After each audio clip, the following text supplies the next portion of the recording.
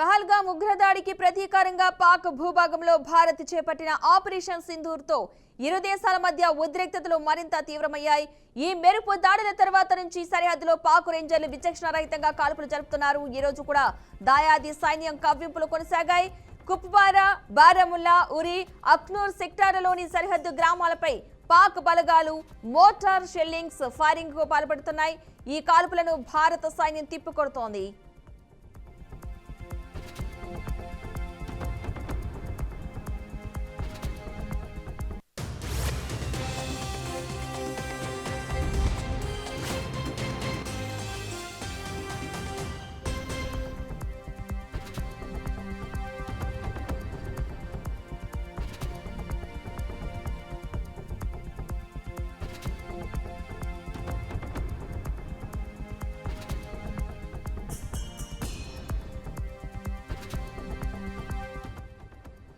నివాస ప్రాంతాల లక్ష్యంగా పాక్ కాల్పులు జరుపుతోంది. దీంతో సరిహద్దు ప్రాంతాల ప్రజలు ఆందోళనకు గురవుతున్నారు.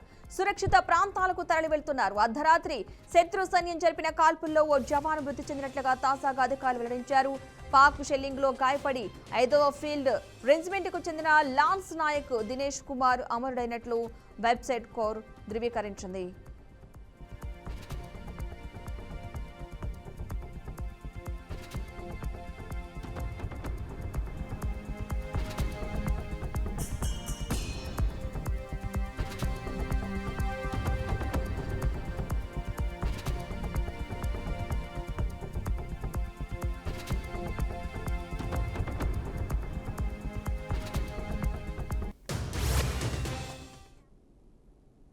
ల్యాండ్ మైన్ పేలి ముగ్గురు పోలీసులు స్పాట్లోని ప్రాణాలు కోల్పోయిన విషాద ఘటన ఛత్తీస్గఢ్ తెలంగాణ సరిహద్దులో చోటు చేసుకుంది. ములుగు జిల్లా వాజేడు మండల పరిధిలోని దట్టమైన అడవుల్లో మావోయిస్టులు సంచరిస్తున్నారనే సమాచారం మేరకు పోలీసులు ఆ ప్రాంతంలో ఇవాళ నుంచే కూంబింగ్ ఆపరేషన్ చేపట్టారు. ఈ క్రమంలోనే వారికి మావోయిస్టులు ఎదురుపడగా ఇరు వర్గాల మధ్య తీవ్ర స్థాయిలో ఎదురుకాల్పులు జరిగాయి.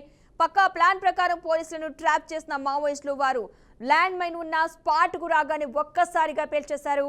ఈ భారీ పేలుళ్లో కూంబింగ్ కు వచ్చిన ముగ్గురు పోలీసులు తీవ్ర గాయాలతో అక్కడికక్కడే ప్రాణాలు కోల్పోయారు. దీనికి సంబంధించిన మరింత సమాచారం అయితే ఇంకా తెలియాల్సి ఉంది.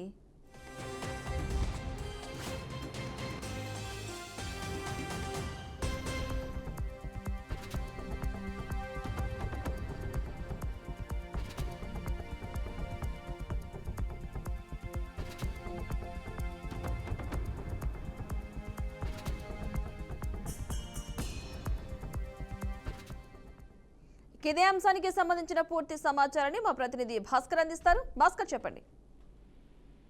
కర్రగుట్టలో మరోసారి బాంబు కలకలం రేకెత్తింది. కర్రగుట్టకు సంబంధించినటువంటి పూర్తి స్థాయిలో కర్రగుట్టలో బాంబు పేలుకు సంబంధించి ఇప్పటికే ఎస్పీ గారు ధృవీకరించబడుతుంది. కర్రగుట్ట ప్రాంతంలో ఏదైతుందో నూగూరు వెంకటాపూర్ వాజేడు మండలాల్లో మందు పాత్ర పేల్చడంతో ఒక్కసారిగా మావోయిస్టు మందు పాత్ర పేల్చడం ముగ్గురు జవాన్లు అక్కడికక్కడ గ్రేవెన్స్ జవాన్ అక్కడక్కడ మృతి చెందినట్టు ఇప్పటికే పోలీసులు గుర్తించారు. వారు అంటే ఇక్కడ ఏ జిల్లాకు సంబంధించిన వారంటే పూర్తి ఇంకా సమాచారం తెలియాల్సింది. ఈ నేపథ్యంలోనే గత 4 నెలలు సుమారుగా 15-16 రోజుల నుంచి జరుగుతున్నటువంటి కర్రగుట్ట ఫైరింగ్ ఖగారు ఆపరేషన్ అయితే పూర్తి ఇంకా కంటిన్యూ అవుతున్న పరిస్థితి. ఆ నేపథ్యంలోనే పోలీసులు ఈ నైట్ అర్ధరాత్రి బాంబు పేల్చడం జరిగింది. అయితే ఇప్పటికే తెలంగాణ సరిహద్దులో పేరినటువంటి ల్యాండ్ మైన్ మాత్రం ముగ్గురు గ్రావెంట్స్ పోలీసులు అక్కడిక్కడ మృతి చెందడం జరిగింది. పోలీసులు స్పాట్ లోనే ప్రాణాలు కోల్పోవడం జరిగింది. ఇలాంటి సంఘటన ఇది ముగ్గురు మొదటి నుంచి కూడా మావోయిస్టులు మృతి చెందారు. ఇప్పటికే మొదటిసారిగా ముగ్గురు పోలీసులు అయితే మృతి చెందిన పరిస్థితి. ఏదో వాజేడు మండలంలోని పరిధిలో ఉన్న అడవులు ఇప్పటికే పోలీసులు సంచరిస్తున్న పరిస్థితి. కుమ్మింగ్ చేస్తున్న నేపథ్యంలోనే పోలీసులు ఈ కుమ్మింగ్ చేపట్టారు. ఆ నేపథ్యంలో ఇలాంటి బాంబు పెట్టి పేల్చిన పరిస్థితి అయింది. ఇప్పటికీ పూర్తిగా మావోయిస్టు ల్యాండింగ్ పేల్చడంతో ఆ ముగ్గురు జవాన్లు అయితే అక్కడ మృతి చెందుతుంది. ఇప్పటికే ముల్లి ఎస్పీ పూర్తిగా సమాచారం తీసుకుంటూ దీంట్లో ఇంకా మరింత సమాచారం అయితే రావాల్సిన అవసరం ఉంది sir. Right, thank you Bhaskar.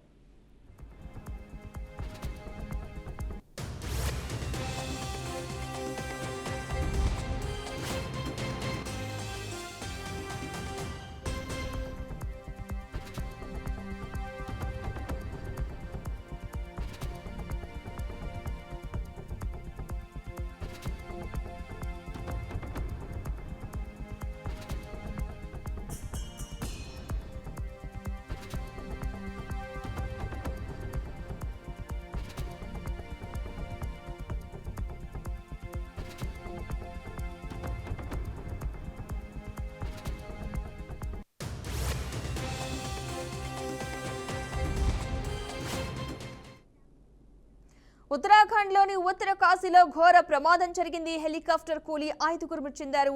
మరో 2కి తీవ్ర గాయాలయ్యాయి. గాయపడిన వారిని చికిత్స నిమిత్తం ఆసుపత్రికి తరలించారు. ఆసుపత్రికి తరలింపు గంగోత్రి వెళ్తున్న పర్యాటకుల హెలికాప్టర్ గంగానది దగ్గర అడవుల్లో కూలిపోయింది. ఘటనా స్థలంలో సహాయక చర్యలు కొనసాగుతున్నాయి.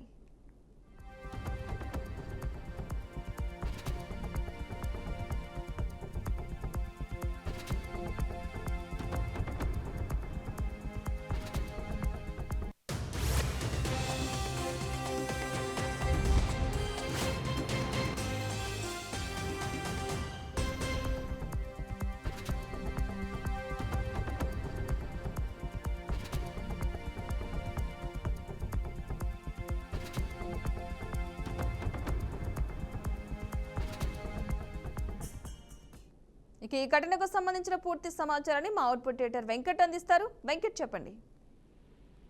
ఉత్తరాఖండ్ లో ఘోర ప్రమాదం చోటు చేసుకుంది. జనరల్ గా అక్కడ పర్యాటక ఉత్తరాఖండ్ గానే మనకి ఒక ఆధ్యాత్మిక భావన, అట్ ది సేమ్ టైం పర్యాటక భావన కలుగుతూ ఉంటుంది. సో అక్కడ జస్ట్ టూరిస్ట్ సమ్మర్ వెకేషన్ వచ్చిందంటే టూరిస్ట్ పర్యాటకులకు సంబంధించి ఆ కొన్ని ప్రాంతాలు తిరిగేందుకు చాలా ఆసక్తి చూపుతూ ఉంటారు, ప్రాంతాలను చూస్తూ ఉంటారు. సో ఈ క్రమంలో ఉత్తర కాశీలో ఒక హెలికాప్టర్ కూలిపోయింది. అంటే పర్యాటకులతో హెలికాప్టర్ ఒకసారిగా కూలిపోయింది. అంటే సాంకేతిక సమస్య వల్ల లేదంటే ఇంకేదన్నా జరిగిందనే విషయంపై క్లారిటీ లేదు కానీ బట్ హెలికాప్టర్ ఉత్తర కాశీ గంగనాని అనే దగ్గర అడవుల సమీపంలో కూలిపోవడం జరిగింది. మొత్తం 5గురు చనిపోయినట్టుగా అర్థమవుతుంది. 5గురు పర్యాటకులు చనిపోయినట్టుగా, మరో 2కి తీవ్ర గాయాలు అయ్యాయి. అంటే జనరల్ గా హెలికాప్టర్ లో పైలట్, కో పైలట్ తో పాటుగా వీళ్ళు అదనంగా ఉండొచ్చు. మేబీ 5 నుంచి 6 మెంబర్స్ వరకు అకామిడేట్ చేసే అవకాశం ఉంటుంది.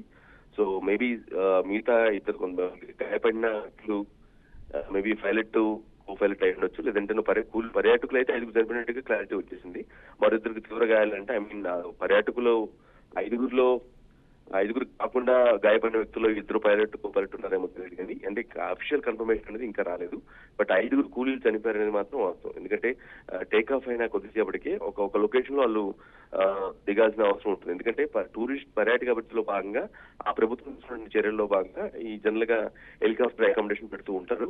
సో ఎవరైతే పర్యాటకులు ఆసక్తి చూపుతారో అలాంటి ప్రాంతానికి వెళ్ళి చూస్తే బాగుంటుందని ఇంట్రెస్ట్ చూపించి డబ్బులు వెచ్చించి పోతూ ఉంటారు. సో ఇటువంటి క్రమంలో 5గురు పర్యాటకులు అంటే ఒక హెలికాప్టర్ చూస్ చేసుకుని దానికి పేమెంట్ కట్టేసి పలానా ప్రాంతంలో దిగాలని నిర్ణయించుకున్నారు. కానీ అది ఆ లొకేషన్ చేరక ముందే, ఆ రీచ్ అవ్వకముందే కూలిపోవటం 5గురు పర్యాటకులుగా సరిపోయినట్టుగా తెలుస్తుంది. ప్రస్తుతం అక్కడ సహాయ చర్యలు కొనసాగుతూ ఉన్నాయి. ఇది జనరల్ గా ఉత్తరాఖండ్ లో ఇటువంటి ఆస్పెక్ట్ అంటే ఈ విధంగా పర్యాటక అభివృద్ధిలో భాగంగా చాలా చర్యలు ప్రభుత్వం చేపడుతూ ఉంటుంది. ఆయా ప్రాంతాలని లొకేటెడ్ గా ఫైండ్ అవుట్ చేసి ఆ ప్రాంతాలకి హెలికాప్టర్ ప్రయాణం కావచ్చు, లేదంటే బోట్ ప్రయాణం కావచ్చు, కొన్ని ప్రాంతాలు అంటే నదీ తీర ప్రాంతాలు ఏదైతే ఉంటే వాటిల ద్వారా వెళ్ళే అనువుగా బోటు సౌకర్యాలు అది కలుపుతూ ఉంటుంది. సో ఇక్కడ మాత్రం అనూహ్యంగా ఊహించిన విధంగా చాలా రేర్ గా జరుగుతూ ఉంటాయి అక్కడ. బట్ జరిగిన ప్రతిసారి కూడా పర్యాటకులే ప్రాణాలు పోతున్న పరిస్థితి. దీనిపైన ఘటనపై ప్రభుత్వం విచారణ ఎందుకు ఇలా జరిగింది, ఏంటి పైలట్ ఇష్యూవా, లేదంటే అంటే అటు ఎయిర్ ట్రాఫిక్ కంట్రోల్ అంటే ఏటీసీ ద్వారా ఏదైనా వాళ్ళకి సంబంధాలు తెగిపోయి నావిగేటర్ రూట్ మార్చుకుని వెళ్ళిందా, ఇంకేదైనా సమస్య తలెత్తిందనే విషయంపై మాత్రం విచారణ కొనసాగుతుంది. ఘటనపై ప్రభుత్వం విచారణ వ్యక్తం చేసింది. బాధితుల కుటుంబాలు అనుకుంటారు, వారికి నష్టపరిహారం ఇస్తామని కూడా ఉత్తరాఖండ్ ప్రభుత్వం ప్రకటించేసింది. అంటే వాళ్ళు ఎక్కడ వారు, ఏ ప్రాంతానికి చెందిన వారు, ఏంటి ఇంత స్పెషల్ గా హెలికాప్టర్ లో వెళ్ళడం ఏంటి, దీనికి సంబంధించిన అప్డేట్స్ ఏమైనా ఉన్నాయా? అది డీటెయిల్స్ కంప్లీట్ గా వన్స్ ఒక ఇన్సిడెంట్ జరిగిన తర్వాత పట్టారుగా ఇది టూరిస్ట్ కి సంబంధించింది కాబట్టి ఆ ఇన్సిడెంట్ పూర్తిగా క్లారిటీ వచ్చిన తర్వాత మాత్రమే ఇవన్నీ కూడా చెప్తూ ఉంటారు. అంటే సహాయ చర్యలు, రెస్క్యూ ఆపరేషన్ మొత్తం కంప్లీట్ పూర్తయిన తర్వాత ఆ డిసీజ్డ్ ఎవరు, వాళ్ళ పేర్లు ఏంటి ఆ లిస్ట్ అవుట్ చేస్తారు. హెలికాప్టర్ పేర్లు లిస్ట్ అవుట్ చేసి వీళ్ళు ఎక్కడి నుంచి వచ్చారు ఏంటి అని ఇవన్నీ కనుక్కున్న తర్వాత ఒక అఫీషియల్ ప్రకటన విడుదలయ్యే అవకాశం ఉంది. ఇప్పటికైతే ఆ డీటెయిల్స్ మృతులు ఏ రాష్ట్రానికి చెందిన వారు, ఎక్కడి నుంచి వచ్చారు ఏంటి, వాళ్ళ పాయింట్ ఆఫ్ ఏంటి అనేది ఇప్పటికే తెలియదు. బట్ అబ్సల్యూట్లీగా వాళ్ళు టూరిస్టులు అనేది పక్కగా నిర్ధారణ అవుతుంది. ఎందుకంటే ఉత్తరాఖండ్ లో మనకి తెలిసిందే చాలా పర్యాటక ప్రాస్పెర్ అంటే టూరిస్ట్ స్పాట్లు చాలా ఉన్నాయి. ఆ టెంపుల్స్ చాలా పెద్ద టెంపుల్స్ ఉన్నాయి, ప్రముఖం అంటే జీవితంలో ఒక్కసారి దర్శించుకోవాలి టెంపుల్స్ కూడా, భక్తులు బలమైన విశ్వాసం ఉన్న టెంపుల్స్ కూడా అక్కడ ఉన్నాయి. సో లొకేషన్స్ మంచి మంచి లొకేషన్స్ ఉంటుంది. సో ఆబ్వియస్ గా వాటిని చూసేందుకు వెళ్ళినటువంటి పర్యాటకులకి ఈ పరిణామం ఎదురైంది. Padma. Right, thank you Venkat. మొత్తంగా అయితే హెలికాప్టర్ కూలీ 5గురు మృతి చెందినట్టుకైతే తెలుస్తుంది. ఉత్తరాఖండ్లోని ఉత్తరకాశీకి వెళ్తున్న హెలికాప్టర్ కూలీ 5గురు అయితే మృతి చెందారు. మరో ఇద్దరికి కూడా తీవ్ర గాయాలైతే అయినాయి. వారిని ప్రస్తుతానికి హాస్పిటల్కి తరలించి చికిత్స అందిస్తున్నారు. గంగోత్రి వెళ్తున్న పర్యాటకుల హెలికాప్టర్ అయితే కూలింది. అందులో ప్రయాణిస్తున్న 5గురు మృతి చెందినట్టుగా అయితే తెలుస్తుంది. మరో ఇద్దరికి తీవ్ర గాయాలయ్యాయి. ప్రస్తుతం వారికి చికిత్స అందిస్తున్నట్టుగా అప్డేట్స్ అయితే అందుతున్నాయి. మొత్తంగా ఈ ఘటన ఉత్తరాఖండ్లోని ఉత్తరకాశీలో చోటు చేసుకుంది.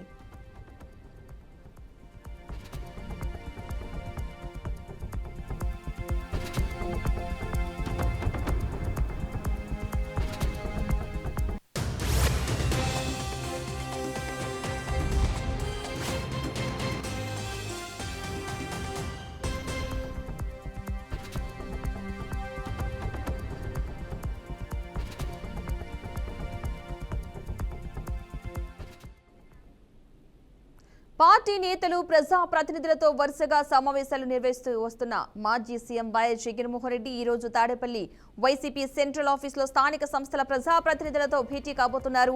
వైసీపీ నేతలతో వరుస సమావేశాలతో భాగంగా స్థానిక సంస్థల ప్రజా ప్రతినిధులతో జగన్ సమావేశం కానున్నారు.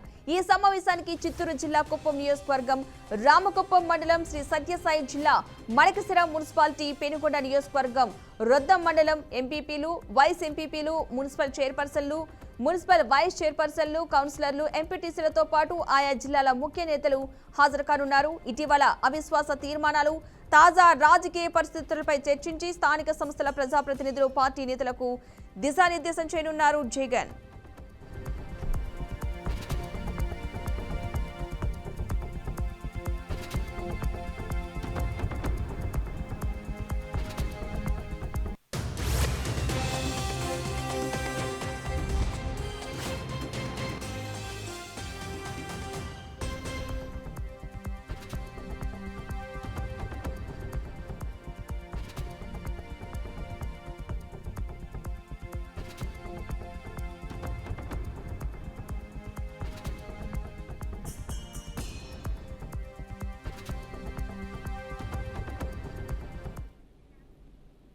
భారతదేశంలో అనేక మౌలిక సదుపాయాలు వేగంగా అభివృద్ధి చెందుతున్న తరుణంలో భూ కబ్జాలు, ప్రభుత్వ భూముల ఆక్రమణలు, చెరువుల అడ్డుకట్టకు లోతు కల్పించేవి వంటి సమస్యలపై దృష్టి సారిస్తూ తెలంగాణ ప్రభుత్వం కీలక అడుగు వేసింది. ఈ క్రమంలో హైడ్రా పోలీస్ స్టేషన్ ఏర్పాటు చేసి అమల్లోకి తీసుకురావడం అనే నిర్ణయం తీసుకుంది. నేటి నుంచి ఇది ప్రజలకు అందుబాటులోకి రానుంది. హైదరాబాద్ నగరంలోని బుద్ధ భవన్ పక్కనే నిర్మితమైన ఈ హైడ్రా పోలీస్ స్టేషన్ ను ముఖ్యమంత్రి రేవంత్ రెడ్డి నేడు సాయంత్రం 4 గంటలకు అధికారికంగా ప్రారంభించనున్నారు. ఈ పోలీస్ స్టేషన్ ప్రత్యేకంగా హైడ్రా సంస్థకు మద్దతుగా నిర్మించబడింది.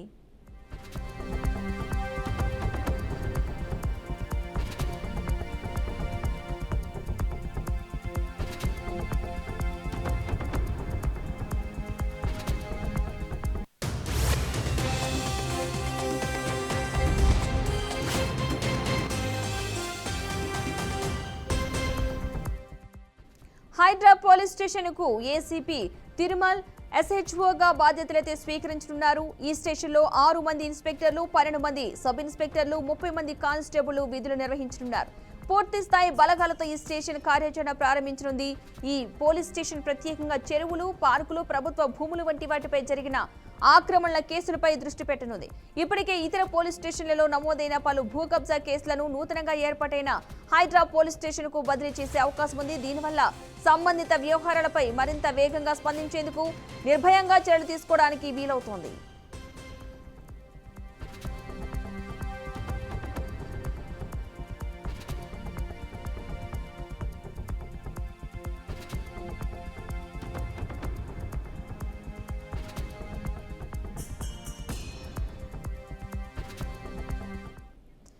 ఇప్పటి వరకు హైడ్రా విభాగం అధికారికంగా సమన్వయ చర్యలు చేపట్టే స్థాయిలో ఉన్న ఇప్పుడు ప్రత్యేక పోలీస్ స్టేషన్తో అనుసంధానం అవడం వల్ల ఈ విభాగానికి మరింత అదనపు బలం లభించనుంది.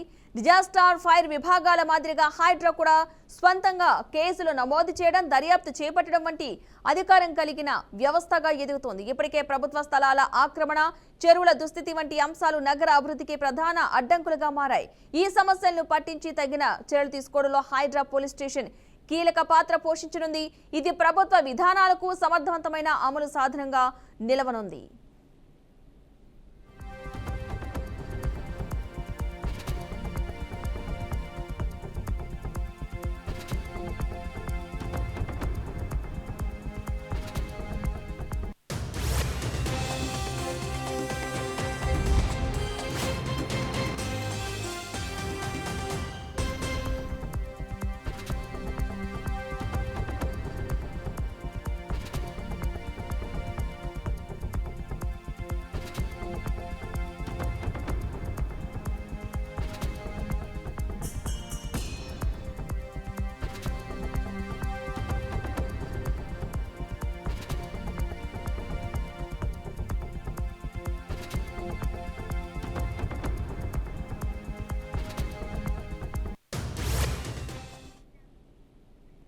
ఆపరేషన్ సింధూర్ తో వణికిపోతున్న పాకిస్తాన్ కు షాకుల మీద షాకులు తగులుతున్నాయి.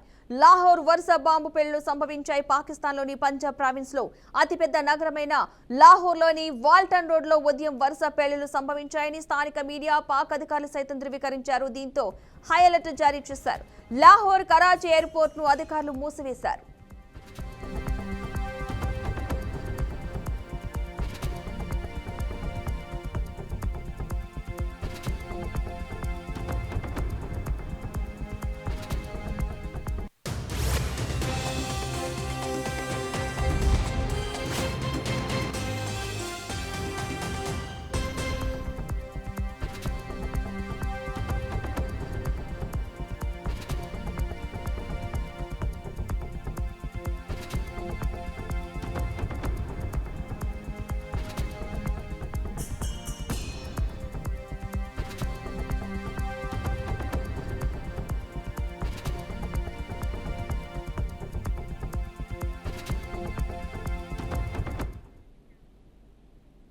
పాక్ మరో బిగ్ షాక్ తగిలింది. ఒకవైపు భారత్ మెరుపు దాడుల నుంచి పాక్ కోలుకోకముందే బెలూచిస్తాన్ లిబరేషన్ ఆర్మీ కూడా పాకిస్తాన్ పై విరుచుకుపడింది. పాక్ ఆర్మీ వాహనంపై రిమోట్ కంట్రోల్ తో ఐఈడీ బాంబునైతే అమర్చి పేల్చింది.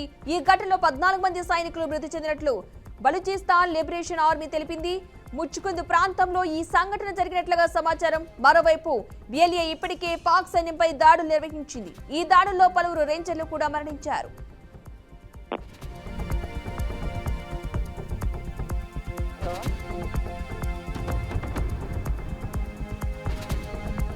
హలో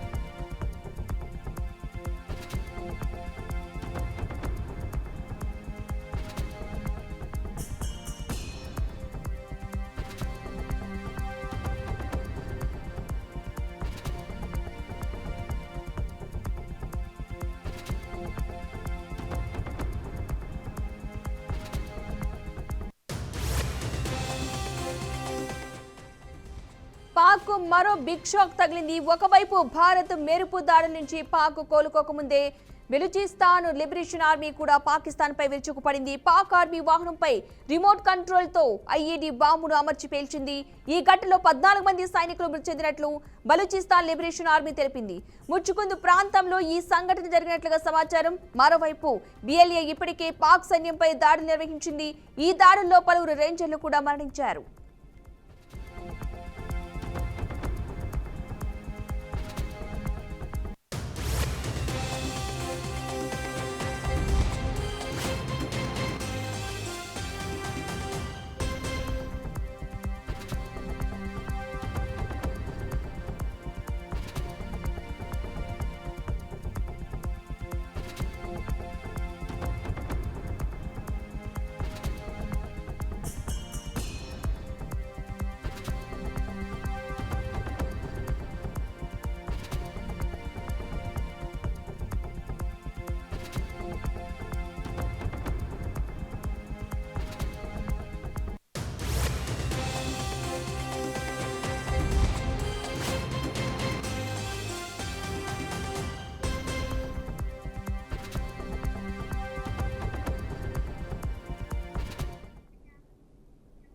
మద్యం కుంభకోణం కేసులో నిందితులు మాజీ ముఖ్యమంత్రి జగన్ కు అప్పటి కార్యదర్శి Dhanunjaya Reddy, OSD Krishnamohan Reddy, Bharathi cements director Balaji గోవిందప్పలకు హైకోర్టులో గట్టి ఎదురుదెబ్బ తగిలింది. వారికి ముందస్తు బెయిల్ మంజూరు చేసేందుకు హైకోర్టు నిరాకరిస్తూ పిటిషన్లను కొట్టివేసింది.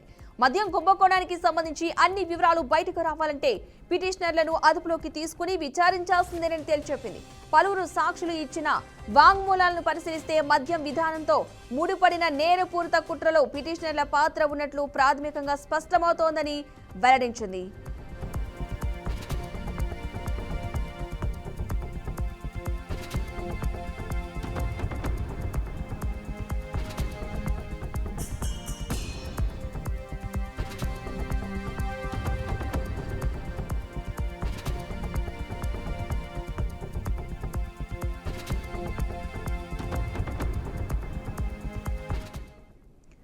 దర్యాప్తులో భాగంగా సిఐడి సేకరించిన సాక్ష్యాధారాలను తేలిగ్గా తీసుకోవడానికి వీల్లేదంది.